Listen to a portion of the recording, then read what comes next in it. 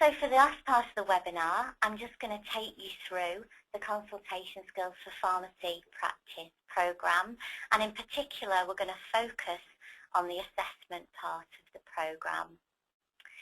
So the Consultation Skills for Pharmacy Practice programme has its own open access website that you can all go into without login.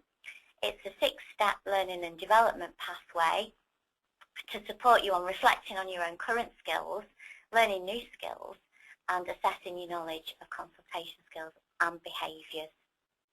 So take a look at the website after the webinar. This is where you can find all the resources that I'm going to mention in the following few slides.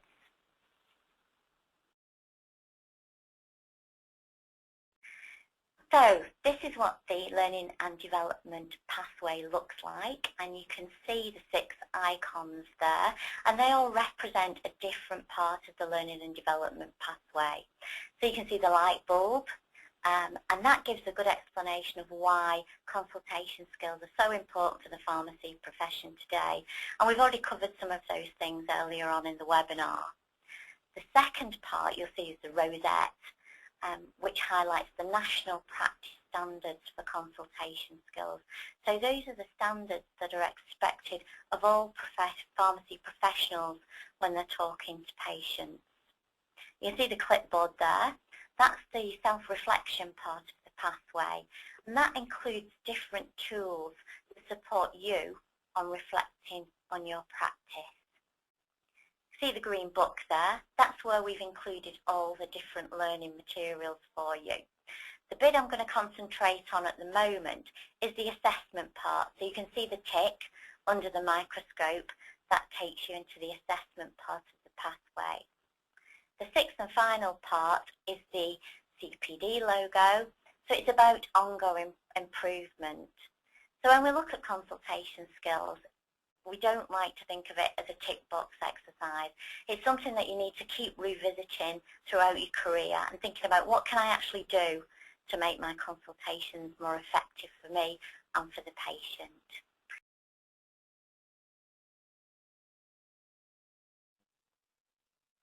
So you can access the assessment through the Consultation Skills for Pharmacy Practice website, but the quickest way is probably directly through the CPPE website. Either way, you'll need your CPPE login details. So once you've logged in, you'll see the assessment entry page. So there are 4 sections to the assessment, and the entry page gives you an indication of where you're up to. So you can see here the assessment blocks are changing colour, and this reminds you about what stage you're at the assessment. So you can see here sections 1, 3 and 4 are all yellow, and that means that you need to reattempt them. But section 2 is green because that's been a successful attempt. You've got 30 minutes to work through each section, so again watch out for the timer in the top right hand corner. There are 4 sections, but you can do these sections independently. You don't have to do them all in one sitting. So to pass the assessment, you need to achieve 80% in sections 1 and 2, and 60% in sections 3 and 4. If you're unsuccessful in any of the sections, don't worry, you've got 20 hours to reflect before you can try them again. So I'll quickly take you through the setup of each individual section and offer you some tips and resources for your next attempt. So section 1 is an MCQ-based assessment, and the remaining 3 sections are all based on video observation of a consultation. So you've got 15 MCQs based on the 5 following topic areas. So medicines adherence and medicines optimisation, the national practice standards, which I mentioned earlier on when we were looking at the 6-step pathway, consultation models, consultation skills, tools and frameworks, and key communication and consultation skills. Now, if any of you have looked at the blue book on consultation skills for pharmacy practice, taking a patient-centred approach, you'll recognise some of these titles related to some of the chapters in that book.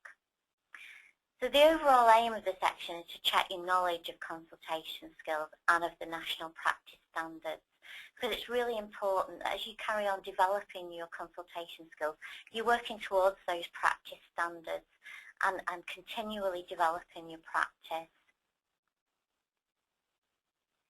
So you'll get 15 MCQs and you'll get 3 from each of those 3 different sections. So I've put a screenshot of an example of a question here. This is what the questions will look like. It might be quite difficult for you to read this question here, so I'll just read it out for you. So, there are several different terms to describe the way a patient takes their medicines. Adherence is the most commonly used term today. So according to NICE, Clinical Guideline 76, Medicines Adherence, which one of the following statements completes the sentence? Adherence is the extent to which.